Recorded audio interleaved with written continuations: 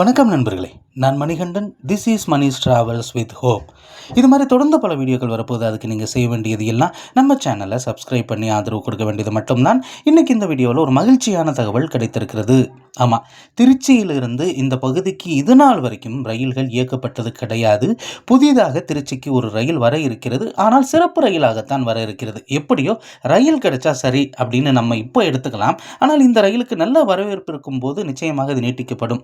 ஏன்னா இப்போ காசிக்கு போகணும் அப்படின்னு நிறைய பேர் நினச்சிருப்போம். திருச்சியில் இருந்து ரயில்கள் இருக்கிறது, ஆனால் கூட்டமாக இருக்கும்.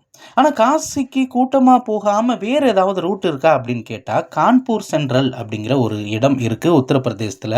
அங்கே போயிட்டோம் அப்படின்னா அங்கேருந்து அலகாபாத் பக்கம், அதே மாதிரி காசி பக்கம், கயா எல்லாத்தையும் சுற்றி பார்க்குறதுக்கு வசதியான இடமாக சென்ட்ரல் பாயிண்டாக கான்பூர் சென்ட்ரல் அப்படிங்கிறது இருக்கிறது. இப்போ சமீபத்தில் கூட ஒரு ரயில் இயக்கப்பட்டது. மதுரையில் இருந்து பழனி வழியாக கோயம்புத்தூர் போய் அங்கிருந்து கான்பூர் சென்ட்ரலுக்கு, அப்புறம் அந்த ரயில் நீட்டிக்கப்படும் போது அது சேலம் வழியாக இயக்கப்பட்டது. ஆனால் இப்போது ஒரு ரயில் கிடைத்திருக்கிறது. கான்பூர் சென்ட்ரலிலிருந்து திருச்சி வரைக்கும் அந்த ரயில் இயக்கப்பட இருக்கிறது. ஆனால் 2 வாரங்களுக்கு மட்டும்தான். 22 பெட்டிகளை கொண்ட ரயிலாக இந்த ரயில் இயங்க இருக்கிறது.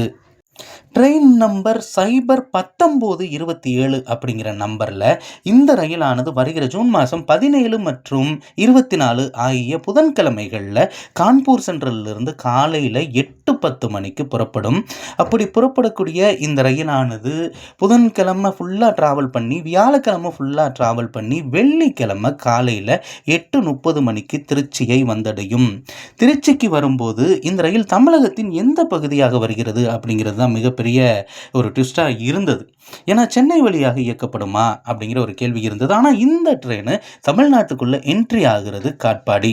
அப்படின்னா இது ரேணிகுண்டாவிலிருந்து கட்டாயி வரக்கூடிய ரூட் தான்.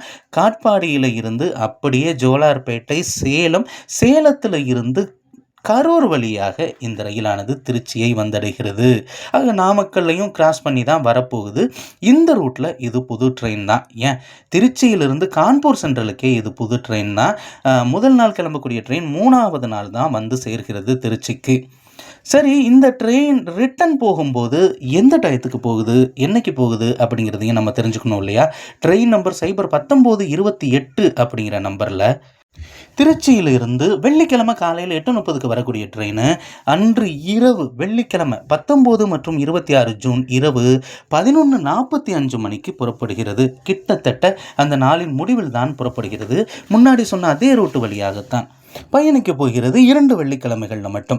வெள்ளிக்கிழமை கிளம்பக்கூடிய இந்த ரயிலானது சனிக்கிழமை ஃபுல்லாக ட்ராவல் பண்ணி, ஞாயிற்றுக்கிழமை ஃபுல்லாக ட்ராவல் பண்ணி, திங்கட்கிழமை அதிகாலை 4:30 மணிக்கு கான்பூர் சென்ட்ரலை அடைகிறது.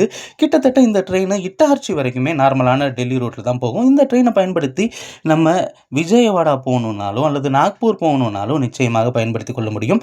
காசி வரைக்கும் டைரெக்டாக போகலினாலும் கான்பூர் சென்ட்ரல் போயிட்டோம் அப்படின்னா அங்கிருந்து கிடைக்கக்கூடிய ரயில்களின் மூலமாக நம்ம காசிக்கு போகலாம், கயாவுக்கு போகலாம். ஒரு அற்புதமான ரயில் அப்படின்னு தான் சொல்லணும். வருகிற 17ஆம் தேதி தன்னுடைய சேவையை துவங்க இருக்கிறது. இதற்கான முன்பதிவு நாளை ஞாயிற்றுக்கிழமை காலையில் 8 மணிக்கு தொடங்க இருக்கு. காசிக்கு உங்களுக்கு டிக்கெட் கிடைக்கலையா, ரொம்ப நாளைக்கு முன்னாடி போடணும், இப்போது இமீடியேட்டாக போகிறதுக்கு வழி இல்லை அப்படின்னு யோசிக்கிறீங்களா? இந்த ட்ரெயினை பயன்படுத்திக்கங்க. கான்பூர் சென்டர் வரைக்கும் போயிட்டு அங்கேருந்து அயோத்தியாவுக்கும் ட்ரெயின் இருக்குது, காசிக்கு ட்ரெயின் இருக்குது, பயன்படுத்திக்கங்க. அடுத்த வீடியோவில் பார்ப்போம். நன்றி, வணக்கம்.